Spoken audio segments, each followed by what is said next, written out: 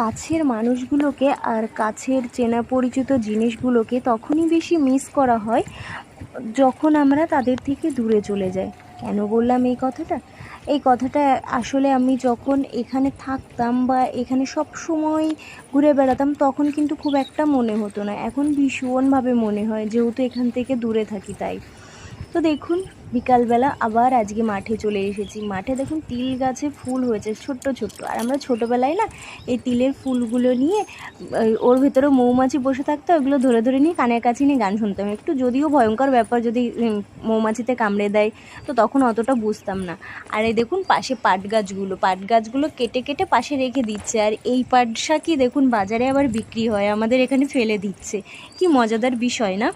তো চলুন, এই যে লাফার জমিতে চলে এসেছি। আসলে লাফার জমিতে না টাল দিচ্ছিল, টাল বলতে পাটকাঠি দিয়ে সাজিয়ে সাজিয়ে দিচ্ছিল, আর লতাগুলো বাইয়ে দেওয়া হচ্ছিলো যাতে গাছগুলো সুন্দরভাবে চলতে পারে। আর দূরে দেখুন বাবা বেগুন গাছ ছিল, তাতে ওষুধ দিচ্ছিল। আর বিকালবেলা দেখুন দারুণ লাগছিলো, সূর্য মামা ওইদিকে ডুবে যাচ্ছিলো, আর পাশে কচুর জমিটাও আমি দেখছিলাম। এইগুলো লতি কচু, লতি তুলে আমরা বিক্রি করি। আর এইগুলো দেখুন মানে মেঘটা এত সুন্দর লাগছিলো, বিকালবেলা বসে আমি মাঠে অনেকক্ষণ বেশ সময় কাটাচ্ছিলাম, হালকা ঠান্ডা হাওয়া ছিল সাথে, আর দারুণ একটা দৃশ্য লাগছিল।